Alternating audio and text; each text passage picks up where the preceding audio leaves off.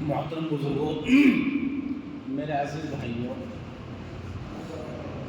جس مقصد کے لیے ہم بیٹھے ہیں یہاں، میرا کوئی بیان کرنا مقصد نہیں، نہ میں مطالعہ ہو گیا ہے، پہلے آپ کو بتلا دوں۔ یہ کہنے لگے کہ بھائی تھوڑا سا بول لینا، مگر ٹھیک ہے بھائی، میں نے کچھ یاد تو اس وقت کیا نہیں، لیکن چلو کچھ کہہ دیتا ہوں، اللہ تعالیٰ جو کہلوائیں گے۔ ہماری زندگی میں اس دنیا میں آنے کا ایک مقصد ہے، اس مقصد کو ہم پہچانیں کہ اللہ تبارک و تعالیٰ نے اس دنیا کے اندر کس مقصد کے لیے بھیجا ہے۔ وہ مقصد ہے اللہ تبارک و تعالیٰ کی رضا کو حاصل کرنا۔ اب اس رضا کے حاصل کرنے کے راستے تھوڑے سے الگ الگ ہیں، جاتے ہیں سب وہ اللہ کے پاس۔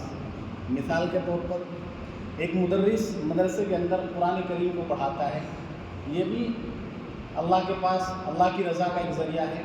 ایک امام صاحب مسجد کے اندر نماز پڑھاتے ہیں، وہ لوگوں کی نمازوں کے ذمہ دار ہیں، یہ بھی ایک جو ہے اللہ کی رضا کا ایک ذریعہ ہے۔ ہم دعوت و تبلیغ کے ذریعے سے لوگوں کو خیر کی طرف بلا رہے ہیں، تو یہ بھی اللہ کی طرف بلانے کا ایک ذریعہ ہے۔ لوگ خانقاہوں میں بیٹھ کر اللہ اللہ ذکر اللہ کرا رہے ہیں، یہ بھی اللہ کی طرف جانے کا ایک ذریعہ ہے، اللہ کی رضا حاصل کرنے کا ایک ذریعہ ہے۔ تو راستے بہت سارے ہیں ایمان کے۔ تو ایمان انسان کی سب سے اہم اور قیمتی چیز ہے۔ دنیا کے اندر اگر کسی مسلمان کے پاس سب سے زیادہ کوئی قیمتی چیز ہے تو وہ ہے اس کا ایمان۔ ایک بزرگ سے کسی نے کہا کہ جی تمہارے مذہب اسلام کے اندر اتنی ناانصافی ہے جس کو یہ کہہ لیجئے کہ ہر آدمی بیان کرتا ہے۔ کہنے لگے بھائی کیا؟ کہنے لگے غیر مسلم وہ لوگوں کی خدمت کر رہا ہے، لوگوں کی سیوا کر رہا ہے، خوب دان کر رہا ہے، جس کو جس چیز کی ضرورت ہے اس کی ضروریات زندگی کو پورا کر رہا ہے۔ مثلا کسی کو کپڑے کی ضرورت تھی تو کپڑا دے دیا، کسی کو پیسے کی ضرورت تھی کسی کو پیسہ دے دیا، کسی کو دوائی کی ضرورت تھی تو دوائی دے دی، جس چیز کی بھی غرضے کی ضرورت ہے اس کو وہ پوری کرا دیتا ہے۔ غیر مسلم تو کیا جنت میں نہیں جائے گا؟ کہا آپ نے کہا نہیں۔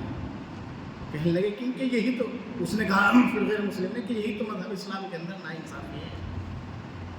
حضرت نے فرمایا کہ بھائی ہم ایک اللہ کی وحدانیت کا اقرار کرتے ہیں، اللہ کو ایک مانتے ہیں، ہمارا عقیدہ یہ ہے کہ عقیدہ کیا حقیقت یہی ہے کہ اللہ کے علاوہ کوئی معبود نہیں ہے، لا الہ الا اللہ، اللہ کے علاوہ کوئی معبود نہیں، اللہ کے علاوہ کوئی خالق نہیں، اللہ کے علاوہ کوئی مالک نہیں، اللہ کے علاوہ کوئی پالن ہار نہیں، اللہ کے علاوہ کوئی بگڑی بنانے والا نہیں، اللہ کے علاوہ کوئی ضرورتوں کو پورا کرنے والا نہیں، اللہ کے علاوہ کوئی حاجتوں کو پورا کرنے والا نہیں۔ ہم ایک اللہ کو مانتے ہیں اور تم مختلف چیزوں کو مانتے ہیں، بس یہی فرق ہے کہ تم شرک کرتے ہو۔ انہوں نے پھر تھوڑا سا دوسرے انداز سے سمجھایا، کہنے لگے اوپر سے گنتی کرنا شروع کرو، تو اس نے اوپر سے گننا شروع کر دیا 100 سے، آ کے 1 پہ پہنچ گیا، تو 0 پہ آ کے رکنے کے بعد کہنے لگے اس سے پہلے بھی کچھ ہے؟ کہنے لگے سر 0 سے پہلے تو کچھ نہیں۔ کہنے لگے جیسے 1 کا نمبر ہوتا ہے اور 1 کے نمبر کی کوئی ویلیو نہیں ہے، اب 1 کے نمبر کے ساتھ آپ جتنی 0 لگاتے چلے جاؤ گے اس 1 کے نمبر کی ویلیو بنتی چلی جائے گی۔ 2 ہو گئی تو 100 بن جائے گا، 30 لگ گئی تو 1000 ہو جائے گا، 4 لگ گئی تو 10,000 ہو جائے گا، تو ایسے اوپر تک چلے جائیے۔ تو ایسے ہی ہم ایک اللہ کے ماننے والے ہیں، ہم ایک کو مانتے ہیں، اسی وجہ سے ہماری عظمت ہے کہ ہم ایک اللہ کو ماننے والے ہیں اور تم ایک کو نہیں مانتے، اور اسی چیز کا نام ایمان ہے۔ اللہ کی وحدانیت کا اقرار کرنا، اللہ کی وحدانیت کو ماننا کہ اللہ ایک ہے۔ اور اللہ کی اگر قدرتیں دیکھیں، اللہ کی بڑی بڑی قدرتیں ہیں، جیسے مثال کے طور پر گائے چارہ کھاتی ہے، گھاس کھاتی ہے، لیکن اس کے اندر سے سفید دودھ نکلتا ہے۔ ایک کیڑا ہوتا ہے وہ ریشم بناتا ہے، وہ شہتوت کا پتا کھاتا ہے، لیکن اپنے اندر سے کیا نکالتا ہے؟ ریشم بناتا ہے۔ ایک انسان ہے، انسان بہترین غذائیں اور بہترین پھل کھائے، بہترین اعلیٰ قسم کی چیزیں کھائے اور پھر وہ اپنے اندر سے نکالے تو کیا نکلتا ہے؟ سب سے بدبودار چیز گندگی. ایک گندگی کے ڈھیر نے ایک بزرگ سے شکایت کی, الہامی بزرگ تھے, جا رہے تھے کہ حضرت میں اتنی عمدہ چیز تھی, اتنی عمدہ قسم کا پھل تھا, لیکن ایک انسان نے مجھے کھایا اور کھا کر اس مجھ کو گندگی کے ڈھیر میں تبدیل کر دیا. تو ہماری جو عظمت ہے وہ صرف اور صرف ایمان کی وجہ سے. ایمان اتنی بڑی چیز ہے, اتنی بڑی دولت ہے کہ دنیا کی کوئی بھی دولت اس کے مقابلے میں نہیں آ سکتی. اللہ کے حبیب نے فرمایا من رأى منکم منکرا فلیغیرہ بیدہ فمن لم یستطع فبلسانہ ومن لم یستطع فبقلبہ وذلک اضعف الایمان. تم میں سے اگر کوئی شخص کہیں پر کسی برائی کو ہوتا ہوا دیکھے تو اس کو چاہیے ہاتھ سے اس کو روکنے کی کوشش کرے, اور اگر ہاتھ سے نہیں روک سکتا تو زبان سے روکنے کی کوشش کرے, اور اگر یہ بھی نہیں ہو سکتا تو اس کو دل سے برا سمجھے. وذالک ضعف ایمان, یہ تیسری قسم کی کوالٹی کا ایمان ہے, تھرڈ کوالٹی کا ایمان ہے. لیکن آج اگر ہم اپنے اندر تھوڑا سا غور و فکر کریں, اپنے اندر جھانکیں تو ہماری حالت کیا ہے. اگر ایک والد کے سامنے بیٹا کوئی عیب کر رہا ہے, کوئی غلط کام کر رہا ہے, کوئی کام ایسا کام کر رہا ہے جو خلاف شرع ہو, والد اس کو کہنے کے لیے تیار نہیں. تو آج ہمارا ایمان ایسا ہو گیا جیسا لکڑی کو ہم نے جلایا اور جلانے کے بعد تھوڑی سی اس کو انگارے رہ جاتے, اس کو ہٹا کر رکھ دیا, اس کے اوپر راکھ آ جاتی ہے, راکھ, اور راکھ کے نیچے تھوڑا سا انگارے رہ جاتے ہیں. تو ہمارا ایمان ایسا ہو گیا فسفسا سا. ایمان تو ہے ہمارے اندر لیکن بالکل کمزور سا ہو گیا. اس کی صفائی کی, اس کی محنت کی ضرورت ہے. اور جب آدمی اس ایمان پر محنت کرتا ہے تو پھر یہ چمک بھی جاتا ہے. ایسی بات نہیں. حدیث قدسی اللہ تعالیٰ ارشاد فرماتے ہیں کہ میں نہ زمینوں میں سماتا ہوں نہ میں آسمانوں میں سماتا ہوں, لیکن میں ایک مومن بندے کے دل کے اندر سما جاتا ہوں. تو یہ قلب عبداللہ جو ہے,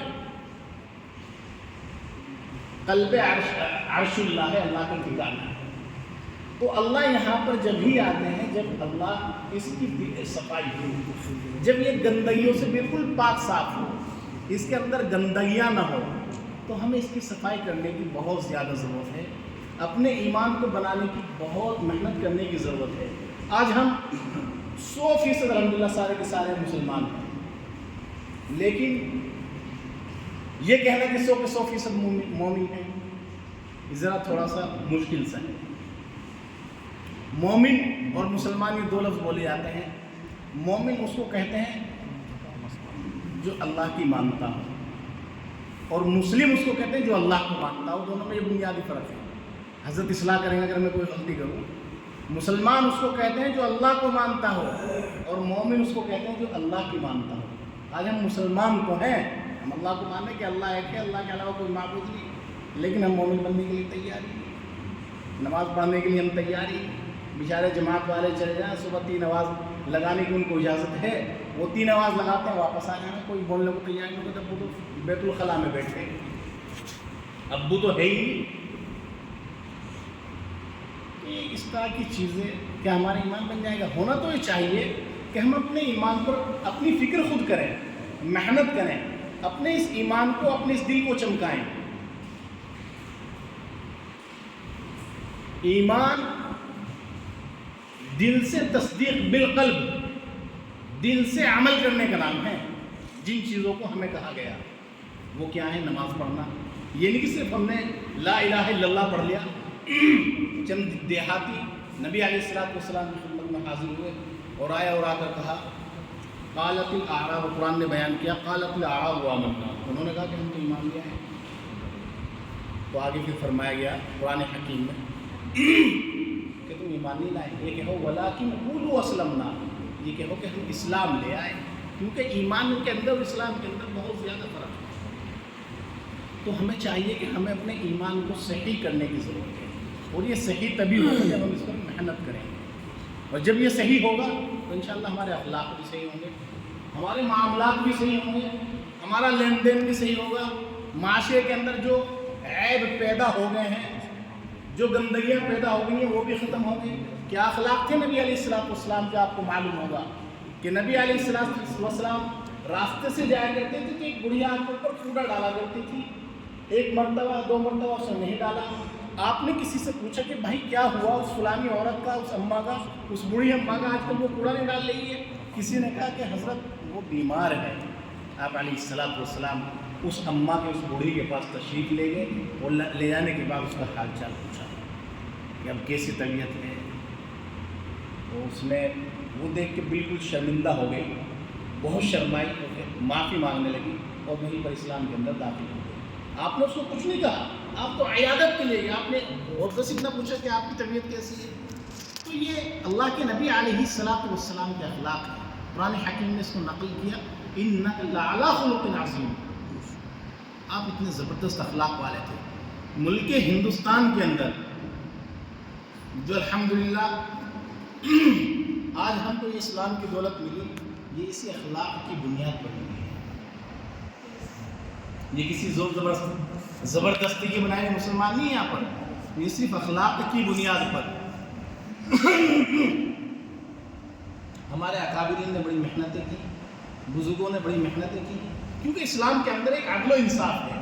مثال کے طور پر ایک آدمی رکشہ چلانے والا یہاں پر نماز پڑھ رہا ہے اور علاقے کا یہاں کوئی بڑا آدمی ہو، یوں سمجھ لیجیے ضلع کے اندر جو سب سے بڑا آدمی اگر سرکاری اس میں مانا جائے لیول پر تو ڈی ایم ہوتا ہے، اور وہ مسلمان ہو اور مسجد کے اندر جگہ باقی نہ رہے، جگہ وہاں پر باقی ہو، تو اس کی ہمت نہیں کہ وہ ایک رکشہ چلانے والوں کو یہاں سے ہٹا دے، اس کو نماز وہیں پر پڑھنی پڑے گی. یہ ضابطہ اصول ہے اسلام کا.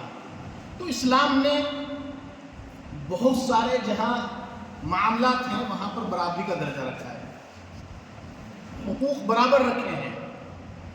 تو اسلام کو جب ہمارے بزرگوں نے یہاں آ کر کے بتلایا، سمجھایا کہ اسلام کے اندر یہ چیزیں ہیں، اسلام کے اندر عدل و انصاف ہے، اسلام کے اندر سراپا خیر خواہی ہے، تو لوگوں نے قبول کیا آگے بڑھ کر کے.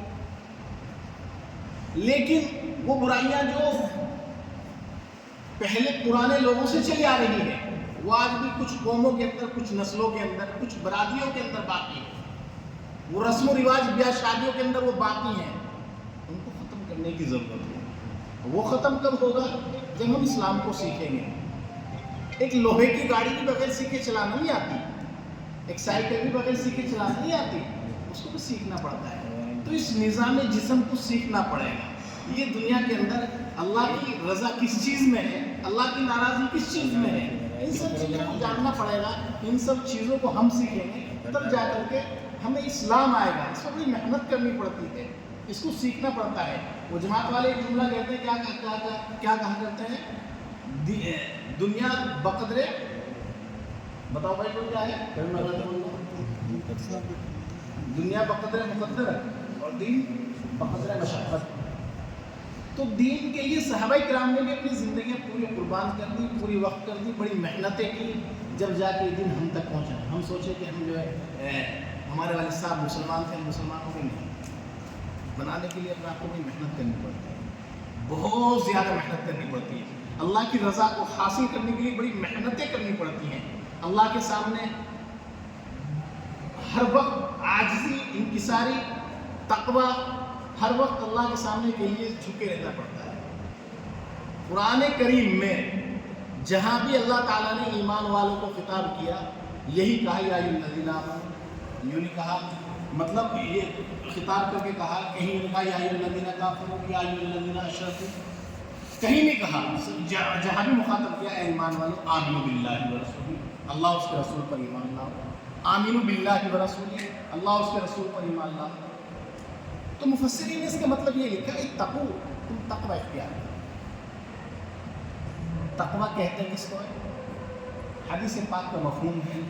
صحابی کا نام میرے ذہن میں نہیں ہے. ایک شخص سے سوال کیا کہ تقوی کسے کہتے ہیں؟ آپ نے فرمایا کہ خاردار راستے سے گزرے ہو، کانٹوں دار راستے، خاردار کانٹوں دار. تو جیسے کانٹوں دار راستے کے اندر آدمی اپنے کپڑوں کو، اپنے دامن کو اسے سمیٹ لیتا ہے کہ یار کوئی کپڑا اس میں نہ، کانٹا اس میں نہ لگ جائے، اپنے آپ کو بچا کر کے نکلتا ہے. تو ایسے ہی دنیا کی زندگی میں رہ کر کے اپنے آپ کو ان چیزوں سے بچانا، ان کاموں سے بچانا جو اللہ کی ناراضگی کا سبب بنتے ہیں. ان سے بچ کر زندگی گزارنا اور ان چیزوں پر چل کر زندگی گزارنا جن کو اللہ کے رسول صلی اللہ علیہ وسلم بتلا کر کے ہمیں دکھا کر کے گئے. اس چیز کا نام تقویٰ ہے. تو اس سیرت کے ہمارے پروگرام کا مقصد یہ, میں نے تو آنا بند کر دیا, میں آتا نہیں, پہلے آیا کرتا تھا کیونکہ میں تھوڑا سا مشکل سا کچھ ذمہ داری زیادہ آ گئی. لیکن یہاں پر جتنے لوگ بیٹھے ہوئے ہیں, میری آپ سب حضرات سے بڑے علماء بیٹھے ہیں, ہمارے حضرت مولانا مستقیم صاحب کانلے کے اس وقت بڑے عالم ہیں, بڑے بزرگ ہیں. غالباً علماء میں ان کی برابر عمر کا میری نظروں میں کوئی نہ ہوگا. اور بڑی شخصیت مفتی مظفر حسین صاحب رحمۃ اللہ علیہ, اللہ آپ کی قبروں پہ سینکڑوں رحمت نازل فرمائے. آپ ان کے خلیفہ ہیں اور بڑے بزرگ بھی ہیں. الحمدللہ یہ ہر بیان میں شریک کرتے ہیں, بڑی قیمتی باتیں بتاتے ہیں. اور بھی ہمارے ادھر مفتی صاحب بیٹھے ہیں, مفتی تیمور صاحب, یہ بھی ایک بڑے عالم ہیں. کاملے میں ان سے بڑا فارسی کوئی ہے ہی نہیں میرے نظریات کے اعتبار سے. تو یہ ایک جید عالم ہے فارسی کے اعتبار سے, فارسی کی بڑی بڑی کتابیں پڑھی ہیں. تو یہ حضرات اور بھی ہم باہر سے لوگوں کو بلا لیتے ہیں, تو دین کی باتیں سننے اور سیکھنے کو ملتی ہے. ہمیں اس کا شوق اپنے اندر پیدا کرنا چاہیے کہ جہاں بھی یہ رسول اللہ کی سیرت کا پروگرام ہو, جہاں بھی اللہ کے رسول کی باتیں تو روز ہوتی ہے, اب ہر گشت پہ ہوتا ہے ہمارا, وہاں بھی اللہ رسول کی بات ہوتی ہے, لیکن علماء کے ذریعے سے بڑی قیمتی باتیں سننے کو مل جایا کرتی ہیں. تو لہذا ہمیں چاہیے کہ ان چیزوں کا شوق ہم پیدا کریں, جہاں بھی پروگرام ہو وہاں جانے کی کوشش کریں. کس لیے؟ صرف اللہ کی رضا کے لیے. اس لیے نہیں کہ ہمیں وہاں ناشتہ ملے یا ہمیں وہاں کھانا ملے گا, نہیں. یہ نیت ہو لینا چاہیے. بھلے ہی وہاں تمہیں کھانا مل جائے وہ ایک الگ بات ہے. میں نے دیکھا ہے کوئی اس طرح کی بات ایک شخص کر رہا تھا, مگر یار تیری سوچ یہ نیت غلط ہے, اس کو بالکل بدل دے. تو لہٰذا ہمیں جانا چاہیے, اور صرف اسی پروگرام میں نہیں, جہاں بھی اللہ رسول کی بات ہو ہمیں چاہیے کہ وہاں اپنے وقت کو نکال کر آگے پیچھے کر کے کریں گے نا انشاءاللہ. اللہ تعالیٰ مجھے بھی اور آپ حضرات کو بھی جو کسی بات میں نہیں کہ ہم لوگ